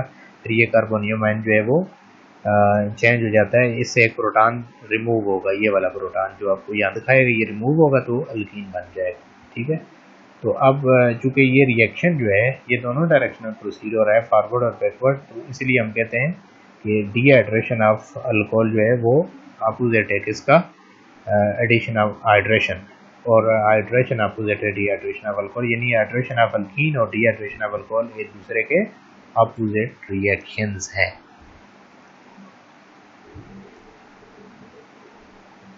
Acid catalyzed dehydration of alkene is reverse of acid catalyzed dehydration of alcohol. The position of the equilibrium between the alkene and the alcohol depends on the reaction condition. अब ये किस पर depend करता है, reaction condition के ऊपर depend करता है, पोजीशन ऑफ इक्विलिब्रियम। ठीक है, the use of dilute acid and low temperature favour the formation of alcohol.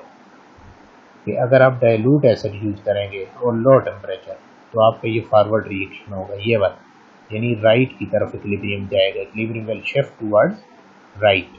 ठीक है, तो while acid with low concentration, यानी आप कंसंट्रेटेड की जगह लो कंसंट्रेशन एसिड की यूज करें, and high temperature favours the formation of alkyne. Alkyne के लिए हाई टेम्परेचर चाहिए होता है, अगर आप टेम्परेचर हाई कर रहे हैं और कंसंट्रेशन जो है वो कम कर रहे हैं एसिड की, तो फिर आपका रिएक्शन बैकवर्ड में जाएगा, यानी यहाँ पे अल्कीन की तरफ जाएगा। ठीक है, हम ये कह सकते हैं equilibrium will shift towards the reactants. The water में be removed by distillation as it is formed.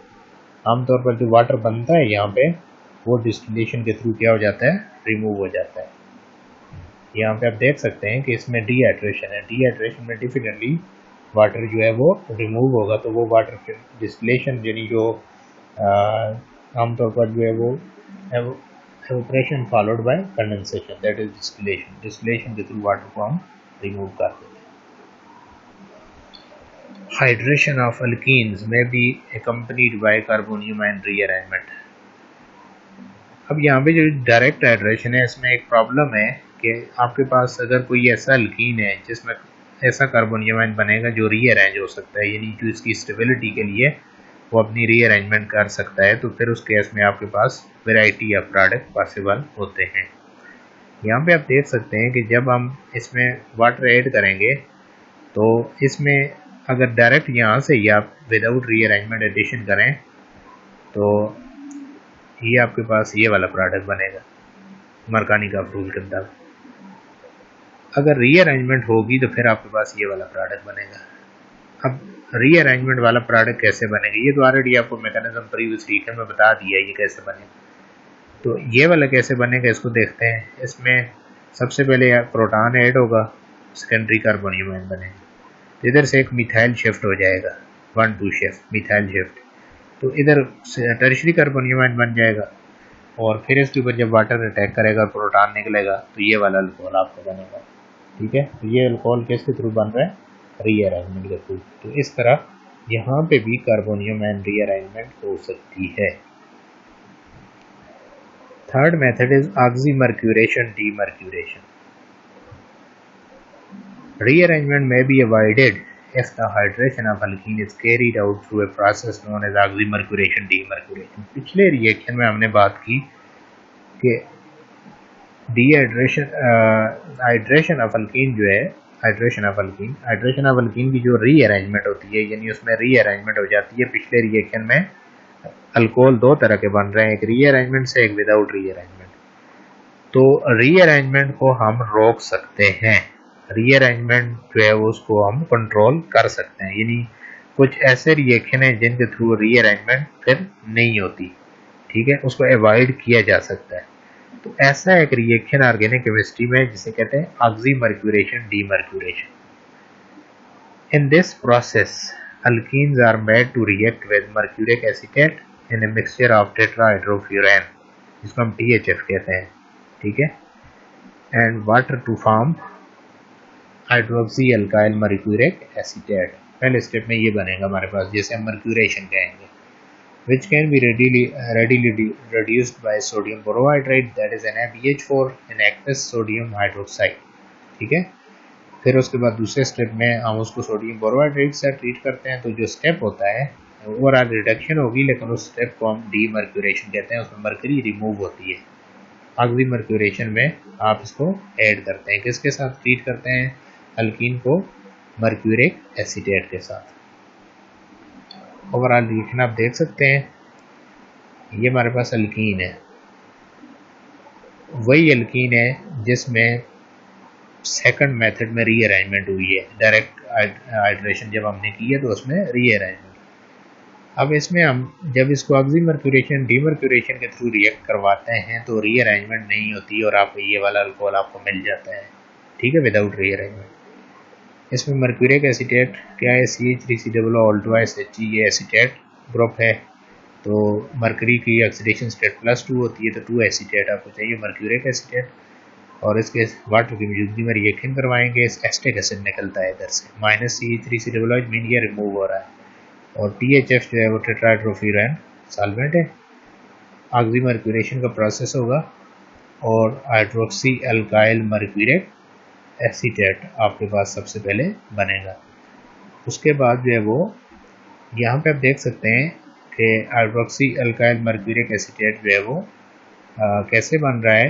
यहाँ पे इस पोजीशन पे आपके पास OH आ रहा है, ठीक है, और इस पोजीशन पे दूसरी पोजीशन पे HgO और साथ ही कार्बोनेट और CH3।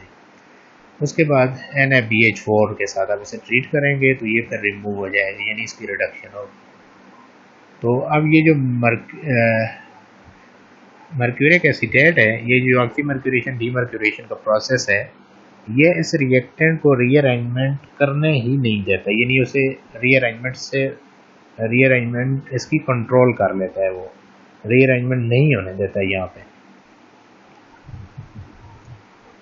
इसका मैकेनिज्म हम देखते हैं, इसमें हमें पता चलेगा कि ये रीअरेंजमेंट क्यों नहीं हो रही। यहाँ पे आप देख सकते हैं कि अल्कीन सबसे पहले रिएक्ट करेगा किसके साथ, मर्क्यूरिक एसीटेट के साथ, और ये बॉन्ड अटैक करता है मर्करी के ऊपर, क्योंकि मर्करी एज इलेक्ट्रोफाइल यहाँ पे काम कर रहा है, इससे एसीटेट निकल जाएगा, ये एसीटेट है ये निकल जाएगा, एक एसीटेट, ये दो है ना तो एक निकलेगा। उसके बाद यहाँ पे जो मर्करी है इसके पास इधर पेयर ऑफ इलेक्ट्रॉन है, मर्करी के पास पेयर ऑफ इलेक्ट्रॉन है, तो ये हैलोजन की तरह अपना पेयर यहाँ पे ये दे देता है, इस पॉजिटिव सेंटर के साथ ये बॉन्ड में ये बनाएगा, ये एक यहाँ पे जो है साइक्लिक इंटरमीडिएट सा बना देता है। ये टेम्पररी होता है, ये बॉन्ड परमानेंट नहीं बनाता है यहाँ पे, लेकिन इसका फ़ायदा क्या होता है कि इस पॉजिटिव चार्ज को ये स्टेबल बना देता है। तो अब पॉजिटिव चार्ज चूँकि स्टेबल हो जाता है तो फिर ये रीअरेंजमेंट के लिए अवेलेबल नहीं होता। रीअरेंजमेंट कब होगी, जब इसको असिस्ट करने वाला कोई नहीं होगा, इसको स्टेबलाइज करने वाला कोई नहीं होगा। अब ये इसे कवर कर रहा है, इसे ये इलेक्ट्रॉन दे रहा है यहाँ पे, तो इस वजह से ये स्टेबल हो रहा है। तो पिछले केस में जो सेकंड रिएक्शन में रीअरेंजमेंट हुई थी, ये फ्री रह गया था, तब इसकी रीअरेंजमेंट हुई है। उसके बाद क्या होता है कि ये जो इंटरमीडिएट है आपका, इसके ऊपर वाटर इस तरफ से अटैक करेगा, यानी डायरेक्ट वाटर अटैक नहीं करता, यहाँ पे इसका एक रोल है, तो वाटर अटैक करेगा, ये बॉन्ड इससे ब्रेक हो जाएगा। अब वाटर ने यहाँ पे अटैक किया तो उसके बाद ये बॉन्ड इस तरफ जब आपका ब्रेक हुआ, वाटर का इधर OH रह जाएगा, यहाँ से प्रोटॉन हम रिमूव कर रहे हैं वाटर, ठीक है। तो उसके बाद क्या हुआ कि यहाँ से प्रोटॉन वाटर का ये एसीटेट के साथ चला जाता है, फिर एसिटिक एसिड आपका इधर से बन जाएगा। उसके बाद आपका ये जो सोडियम बोरोहाइड्राइड है उसको भी हम यूज़ करते हैं, ये मर्क्यूरेशन यहाँ तक हो जाती है, ये मर्क्यूरेशन का प्रोडक्ट है। फिर हम देखते हैं डीमर्क्यूरेशन। तो इसके लिए हम सोडियम बोरोहाइड्राइड ट्रीट करते हैं, तो इसका हाइड्राइड अटैक करेगा मरकरी के ऊपर, हाइड्राइड मरकरी के ऊपर अटैक करेगा, तो ये वाला बॉन्ड इधर से निकल जाएगा, यानी एसीटेट निकल जाएगा। तो यहाँ से सोडियम भी है इसके साथ, तो सोडियम और मिलके ये एसीटेट निकलेगा, सोडियम एसीटेट। उसके बाद देखें अब इसकी जगह इधर हाइड्रोजन आ जाएगा। उसके बाद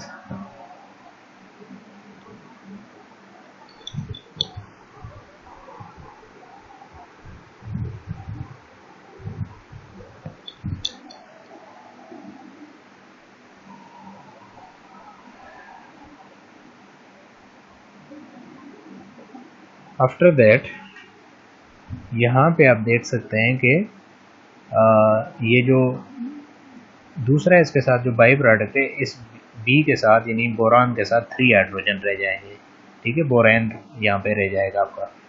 उसके बाद ये बोरान जो रहता है, बोरान ये अनस्टेबल होता है क्योंकि ये लेविस एसिड है, तो ये इधर से OH ले लेगा और यहाँ पे इसकी वो जो कमी है H की वो पूरी हो जाएगी।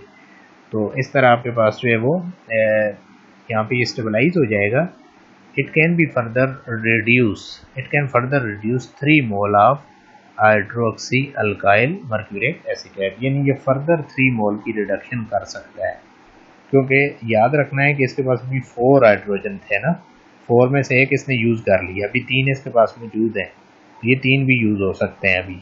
Still it is available for 3 more molecule, 3 इस तरह के और रिड्यूस कर सकता है ये। उसके बाद ये वाला जो आपका प्रोडक्ट था, ये इंटरमीडिएट प्रोडक्ट था, तो इसमें होमोलैटिक क्लीवेज होगी, यानी फ्री रेडिकल मैकेनिज्म होगा। तो इसमें ये बॉन्ड होमोलैटिकली ब्रेक होगा, इधर एक रेडिकल बनेगा, एक Hg रेडिकल, ये देखें Hg रेडिकल निकल गया, इधर से माइनस लिखा हुआ, माइनस भी ये निकल रहा है यहाँ से, ठीक है। तो उसके बाद ये दूसरी तरफ से अभी आएगा, यानी H वाली साइड से, तो H का बॉन्ड इधर बनाएगा, यानी H एक इलेक्ट्रॉन, H और H का बॉन्ड ब्रेक हो जाएगा, तो H जो है वो अपना एक इलेक्ट्रॉन लेके इधर आएगा, इधर इसके साथ बॉन्ड बना ले, शेयर करेगा, इलेक्ट्रॉन बॉन्ड बन जाएगा, H यहाँ से अलग हो जाएगा, ये H इधर से निकल जाएगा, डीमर्क्यूरेशन हो जाएगी। तो ये एलिमेंट की फॉर्म में मरकरी निकलता है, this is element in mercury. उसके बाद ये आपका बन गया प्रोडक्ट, जो अल्कोहल आपका बन रहा है, तो विदाउट रीअरेंजमेंट, ये देखें मरकानी का अल्कोहल बन रहा है और विदाउट रीअरेंजमेंट का प्रॉब्लम यहाँ पे नहीं हो रहा, तो उसको आपने सॉल्व कर लिया थ्रू ऑक्सीमर्क्यूरेशन, डीमर्क्यूरेशन। इसको आप इस तरह भी ड्रॉ कर सकते हैं, ठीक है।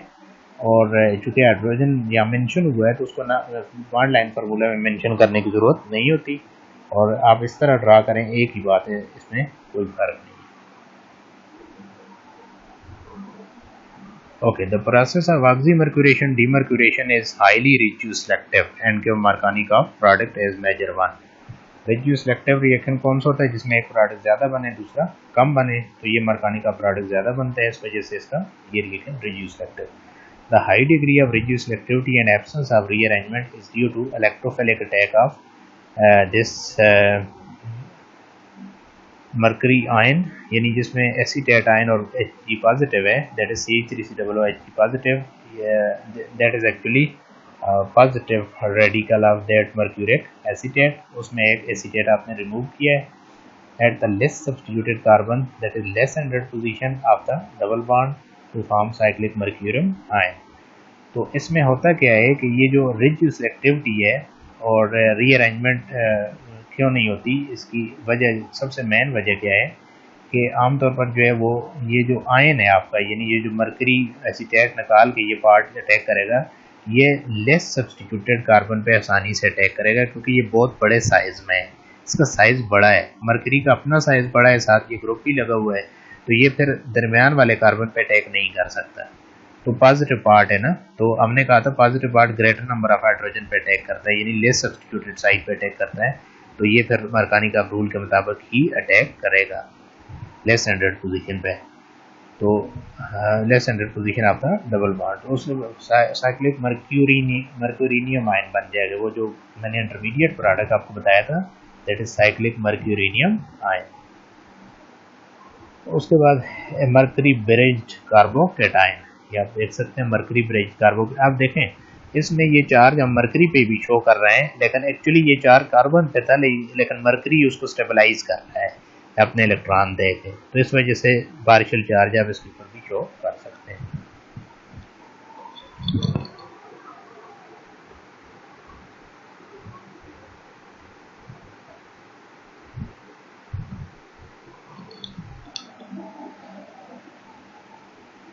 ओके, इसके बाद जो है वो next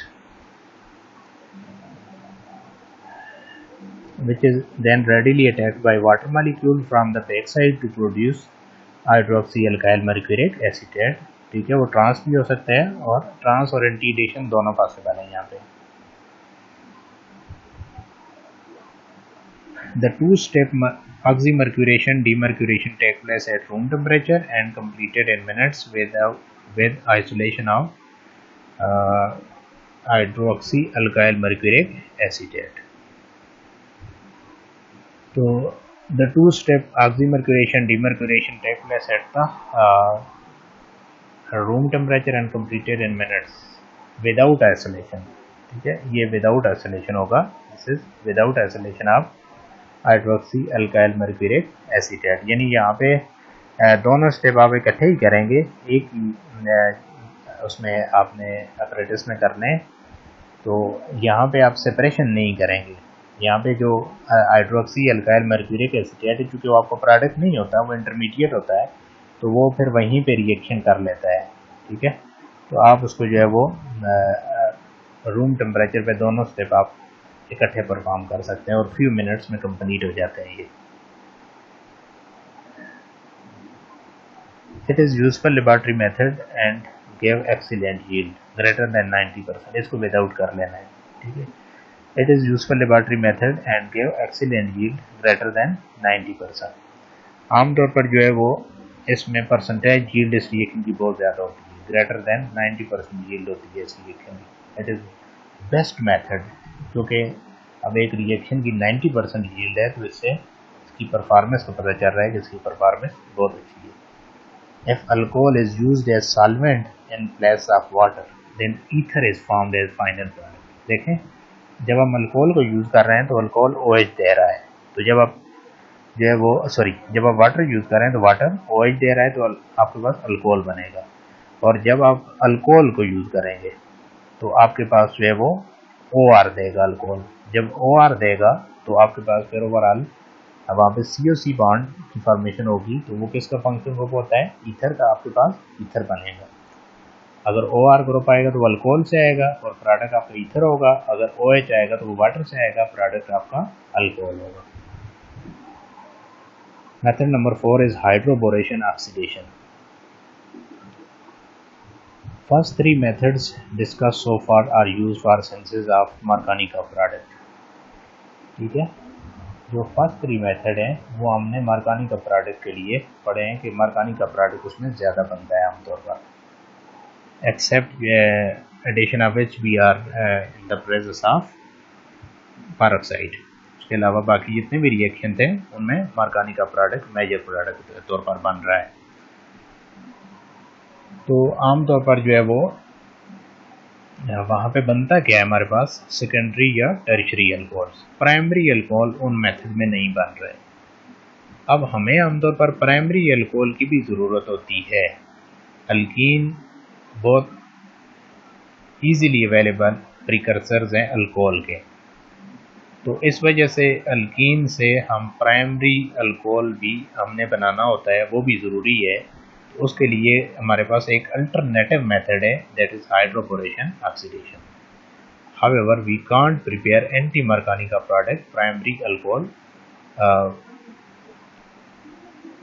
from these three methods. ठीक है, फ्रॉम दीज थ्री मेथड, यानी जो पिछले तीन मेथड्स आप पढ़ चुके हैं उनके थ्रू आप एंटी मार्कानी का प्रोडक्ट आमतौर पर नहीं बना सकते। Primary alcohol anti-Marconi product can be synthesized by two-step process known as hydroboration oxidation. In first step, alkene react with diborane, that is B2H6, a dimer of borane and ether। इसमें ether usually जो है वो THF use होता है, मतलब THF एक cyclic ether होता है, ये स्ट्रक्चर है इसका। At room temperature to form tri alkyl borane as diborane is commercially available in THF solution in the form of THF-BH3। तो इसमें होता क्या है, चूँकि हाइड्रोबोरेशन ऑक्सीडेशन जो है वो प्राइमरी अल्कोहल बनाने के लिए इस्तेमाल होता है, एंटी मरकानी का प्रोडक्ट एज मेजर प्रोडक्ट बनाने के लिए इस्तेमाल होता है।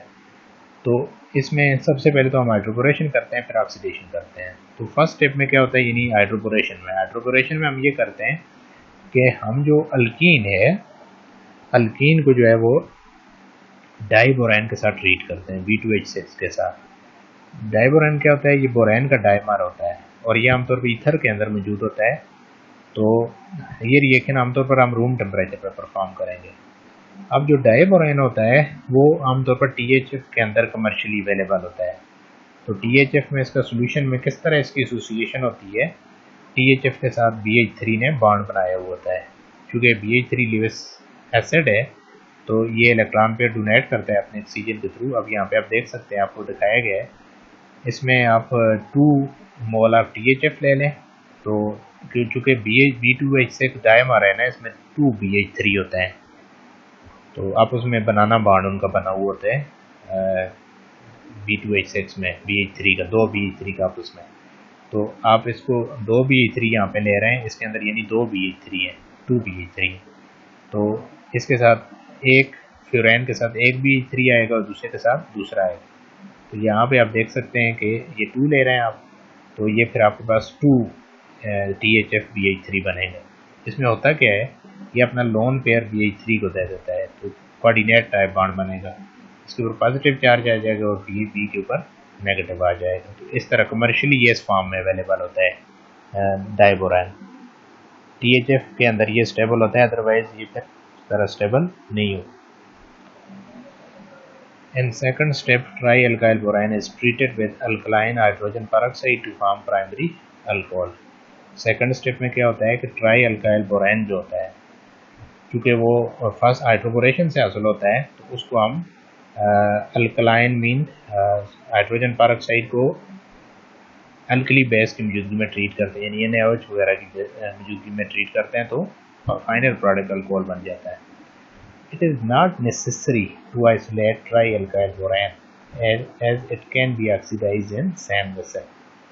तो इस तरह जो है वो यहाँ पे भी आपको आइसोलेशन की ज़रूरत नहीं होती। जिस तरह पिछले रिएक्शन में हमने बात की थी कि हमारे पास जो पिछले रिएक्शन का प्रोडक्ट था वो हम आइसोलेट नहीं कर रहे थे और रिएक्शन हमारा जो है वो वहीं पे कंप्लीट हो रहा था फ्यू मिनट्स में। यहाँ पे भी ऐसे ही है कि आपका जो इंटरमीडिएट प्रोडक्ट है हाइड्रोबोरेशन से जो बन रहा है ट्राई अल्काइल बोरैन, तो उसको आइसोलेट करने की हमें ज़रूरत नहीं होती, और चूँकि रिएक्शन वहाँ पे डायरेक्ट आप परफॉर्म कर सकते हैं। वो जो ही वो बनेगा ड्यूरिंग द रिएक्शन, तो आप उसी के अंदर जो है वो फर्दर जो आपके रिएक्टेंट्स हैं H2O2 NaOH है वो आप ऐड कर लेंगे, तो आपका रिएक्शन कंप्लीट हो जाएगा with in the same vessel या सेम फ्लास्क। ओवरऑल रिएक्शन कैसे होता है इसका, सबसे पहले हम प्रोपीन लेते हैं, इसके 6 मोल लेंगे हम, प्रोपीन के 6 मोल लेंगे। तो 1 मोल ऑफ B2H6 यानी 1 मोल ऑफ B2H6 में 2 BH3 होता है ना, तो इसमें हम इसके साथ 6 अल्कीन लेंगे, THF की मौजूदगी में हाइड्रोबोरेशन होगा और 2 मोल ऑफ ट्राई अल्काइल बोरैन बनेगा। अब चूँकि यहाँ पे आप अल्कीन ले रहे हैं, प्रोपीन है ये, तो इसका जो ग्रुप बनेगा हमारे पास वो होगा प्रोपाइल, तो ये ट्राई प्रोपाइल बोरैन। इसको जब हम हाइड्रोजन पेरोक्साइड के साथ ट्रीट करेंगे तो इसका जो ये जो अल्काइल ग्रुप है ये यहाँ से निकल जाता है, फिर ये अल्कोहल की फॉर्म में आ जाता है हमारे पास 3 मोल ऑफ, यानी इसके 1 मोल से 3 मोल ऑफ 1 प्रोपेनॉल या एंटी मरकानी का प्रोडक्ट बनेंगे जो कि प्राइमरी अल्कोहल है, और साथ ही H3BO3 बनेगा। तो इसके साथ यहाँ पे आप देख सकते हैं कि सोडियम हाइड्रोक्साइड आप इस स्टेप में आप यूज़ कर रहे हैं और साथ हाइड्रोजन पेरोक्साइड, और ये स्टेप क्या कहलाता है, oxidation.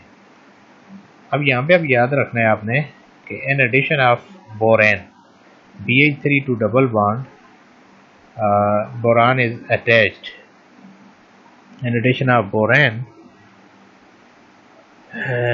BH3 attached to double bond in addition of boron, that is BH3.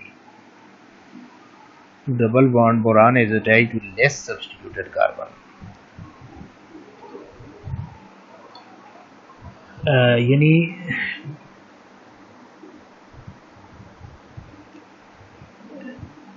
in addition of boron to double bond, ठीक है, यानी आप जो बोरेन है BH3 है उसको आप डबल बॉन्ड पे ऐड कर रहे हैं, तो इसमें बोरेन में जो एटम अटैक करेगा इसके ऊपर, यानी जो जाएगा यहाँ पे, वो क्या होगा, बोरान होगा। अब बोरान कौन से कार्बन के ऊपर अटैक करेगा, जो लेस सब्स्टिट्यूटेड होगा, यानी लेस हैंडल्ड होगा, जिसमें स्टेरिक इफेक्ट कम होगा, बोरान उस कार्बन पे अटैक करेगा। And H to the more substituted carbon, जाहिर है ओवरऑल एक जगह पे बोरान अटैक करेगा और दूसरी जगह पे हाइड्रोजन करेगा। तो अब बोरान कहाँ से आ रहा है, B2H6 यानी BH3 से, और H कहाँ से आ रहा है, HB यहीं से आ रहा है। H का साइज छोटा है तो वो यहाँ पे जा सकता है, बोरान का साइज बड़ा है तो वो टर्मिनल पोजीशन पे आएगा। अब हाइड्रोजन पहले ही अपनी पोजीशन चेंज कर रहा है, मतलब वो यहाँ पे जो है वो ऐसी पोजीशन पे जा रहा है जहाँ लेस नंबर ऑफ हाइड्रोजन है, ठीक है। Hydrogen to the more substituted carbon after double bond due to steric effect. तो यहाँ पे क्या होता है कि जब आप बोरेन की डबल बॉन्ड पे एडिशन करेंगे यानी BH3 की, तो बोरान जो है वो लेस सब्स्टिट्यूटेड कार्बन पे अटैक करता है और हाइड्रोजन मोर सब्स्टिट्यूटेड कार्बन पे अटैक करता है। और रीजन क्या होता है, स्टेरिक इफेक्ट, और यही रीजन है इसकी रिएक्शन की रेजियो सिलेक्टिविटी का। ये रिएक्शन भी रेजियो सिलेक्टिव है, इसमें मेजर प्रोडक्ट आपका मरकानी का होगा और माइनर प्रोडक्ट आपका एंटी मरकानी का। लेकिन ये है कि ये हाईली रेजियो सिलेक्टिव, समटाइम इसको रेजियो स्पेसिफिक भी हम कंसिडर करेंगे, लेकिन विद रिस्पेक्ट टू एंटी मरकानी का प्रोडक्ट इज मेजर प्रोडक्ट। और इसमें रीजन क्या है, स्टेरिक इफेक्ट इसमें रीजन है। स्टेरिक इफेक्ट मजबूर कर रहा है बोरान को, जिस तरह वहां पे ब्रोमीन का केस हमने पढ़ा था, वो भी टर्मिनल पोजीशन पे अटैक कर रहा था, इस तरह ये भी टर्मिनल पोजीशन पे अटैक करता है। Okay, now it's mechanism. सबसे पहले आप डाइबोरैन को बोरैन में चेंज करें, क्योंकि डाइबोरैन डाइमर होता है तो उसमें आरजी बॉन्ड बना हुआ होता है, यानी बनाना टाइप बॉन्ड होता है, तो वो ब्रेक हो जाए तो BH3 हमारे पास जो है वो BH3 आ जाता है। तो वैसे भी वो जो कमर्शियल सोल्यूशन होता है उसमें वो BH3 की फॉर्म में ही होगा डाइबोरैन। तो अब उसके बाद BH3 जो है यानी बोरैन जो है वो लीविस एसिड है, उस पर alkene as a Lewis base attack करेगा। तो अल्कीन जब अटैक कर रहा है तो इस कार्बन पे बोरान आएगा फिर, क्योंकि इसका साइज बड़ा है, अभी आपको बता चुका हूँ पिछले स्लाइड में कि स्टेरिक इफेक्ट की वजह से ये इस कार्बन पे डबल बॉन्ड के इस कार्बन पे आएगा, तो इस कार्बन पे फिर पॉजिटिव चार्ज आ जाएगा, क्योंकि बॉन्ड ये बोरान के साथ आएगा, इस बॉन्ड में इस कार्बन का भी एक इलेक्ट्रॉन मौजूद है। उसके बाद जब यहाँ पे ये आ जाएगा तो इसके ऊपर पॉजिटिव चार्ज, और ये जो बोरान जिसने इधर रिएक्शन किया है यहाँ पे ये बॉन्ड बनाया है, तो इसका जो एक हाइड्राइड है H नेगेटिव, ये इधर शिफ्ट हो जाएगा, इसे कहते हैं हाइड्राइड शिफ्ट। उसके बाद ये चार्ज खत्म हो जाएगा। इसी तरह फिर दूसरा अल्कीन आएगा, वो अटैक करेगा और उसका कार्बोनियम आयन बनेगा, उस पर हाइड्राइड शिफ्ट होगा। फिर एक और अल्कीन आएगा, वो अटैक करेगा, फिर उस पर हाइड्राइड शिफ्ट होगा। इस तरह ये रिपीट होगा ये प्रोसेस, और उसके बाद आपके पास जो है वो हाइड्रोजन शिफ्ट हो जाएगा। नेक्स्ट आपके पास यानी ट्राई एल्काइल बोरैन यहाँ पे बन जाता है। क्या बनेगा यहाँ पे, ट्राई एल्काइल बोरैन, ठीक है। यहाँ पे आप लिख सकते हैं इसको ट्राई एल्काइल बोरैन, यहाँ पे ड्रॉ कर लें B, और उसके साथ इस तरह के 3 ग्रुप लगा लें, ये वाला दिस वन, ये आप यहाँ पे भी लिखेंगे क्योंकि यहाँ पे ये बन रहा है। उसके बाद आपने ये आपका हाइड्रोबोरेशन वाला कंप्लीट हो चुका है यहाँ पे, यानी ये वाला जब यहाँ पे आप ड्रॉ करेंगे तो ये हाइड्रोबोरेशन आपका कंप्लीट हो चुका है। तो इस स्ट्रक्चर को इधर ड्रॉ कर लें, ये कंप्लीट हो जाएगा। उसके बाद आपने ऑक्सीडेशन करनी है। अब ऑक्सीडेशन में क्या होगा, सबसे पहले आप हाइड्रोजन परऑक्साइड को NaOH के साथ मिलाएंगे, तो NaOH को OH जो है एज ए बेस काम करेगा, इधर से प्रोटॉन निकालेगा, वाटर निकलेगा, तो परऑक्साइड बन जाएगा, यानी परऑक्साइड एनायन बन जाएगा इधर, ठीक है। तो पेरोक्साइड एनाइन जो है वो फिर इसके साथ ये जो सोडियम आयन है ये इसे स्टेबलाइज करेगा, इसके पास मौजूद होगा। उसके बाद ये एज ए न्यूक्लियोफाइल अटैक करेगा बोरान के ऊपर, बल्कि हम यहाँ पे कह सकते हैं कि एज ए लीविस बेस भी अटैक करेगा बोरान के ऊपर, क्योंकि बोरान लीविस एसिड के तौर पर काम कर रहा है। तो उसके बाद जो है वो यहाँ पे आप देख सकते हैं कि बोरान पे इधर नेगेटिव चार्ज आपने लिखना है बोरान पे, यहाँ पे नेगेटिव चार्ज मेंशन नहीं हुआ तो आपने यहाँ पे नेगेटिव चार्ज बोरान पे लिखना है, इस पे आप नेगेटिव चार्ज आ। उसके बाद आपने क्या करना है कि ये जो एक इन 3 प्रोपाइल ग्रुप में से, ये 3 प्रोपाइल ग्रुप हैं, इन 3 में से ये CH2 है, ये CH3 है, ये CH2, ये प्रोपाइल ग्रुप है 3, ठीक है, यहाँ से जो आ रहे हैं एल्कीन से। तो एक प्रोपाइल ग्रुप जो है आपने शिफ्ट करना है किसके ऊपर, ऑक्सीजन के ऊपर, और ये वाला बॉन्ड आपने OH की तरफ ब्रेक कर देना है। तो इस तरह यहाँ से OH निकलेगा, ओवरऑल इस रिएक्शन से क्या निकलेगा, OH निकल जाएगा, यानी यहाँ से निकलेगा -NaOH, ठीक है। इसका आपने इसके ऊपर अटैक करवा दिया, उसके बाद यहाँ से आप -NaOH निकालेंगे। बल्कि यहाँ पे ये जो आपने इसके ऊपर इसका अटैक करवाया है यहाँ पे, तो ये नेगेटिव हो जाएगा, तो सोडियम आपने इधर लिखना है। ये यहाँ पे थोड़ी मिस्टेक है, इसको आप उठा के इधर ले आए, ये वाला यहाँ पे आ जाए तो -NaOH यहाँ से निकलेगा। तो इसमें आपने करेक्ट क्या करना है कि इधर नेगेटिव चार्ज लगा दें, इधर सोडियम आयन लगा दें साथ, ठीक है। तो उसके बाद NaOH इधर से आप निकाल लेंगे, इसको करेक्ट कर लेना है। इस NaOH को आपने इधर दिखाना है, यहाँ पे नहीं होगा, यहाँ से नहीं निकलेगा। उसके बाद यहाँ से जब निकल जाएगा NaOH तो आपके पास ये एक OR ग्रुप आ गया, यानी यहाँ पे आपके पास जो है वो अल्कोक्साइड ये ग्रुप आ गया।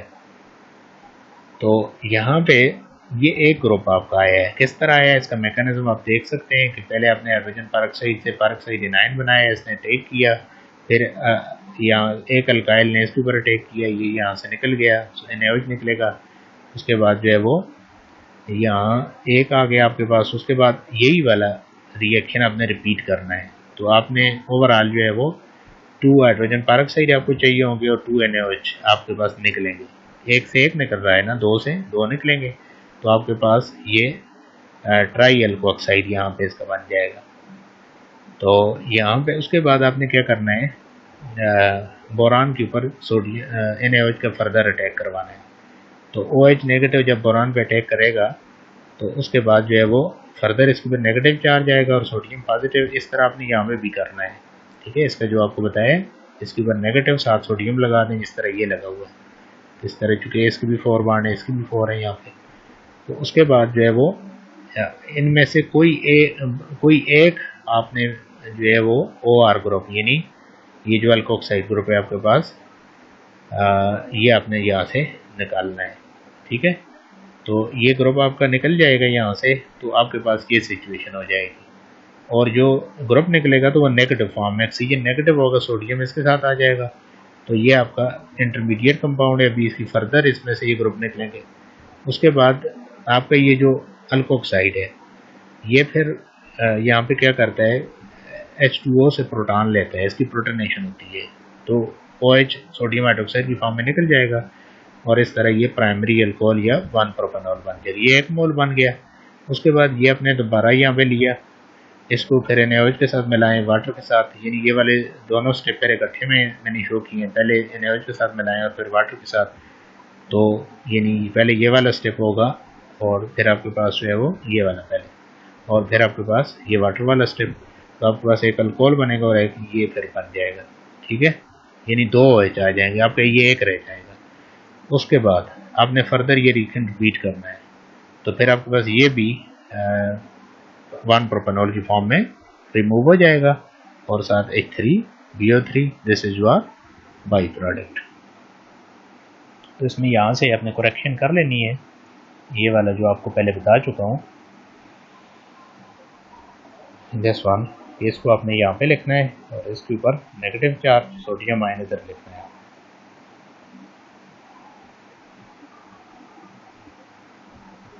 This is end of today's lecture. Thank you.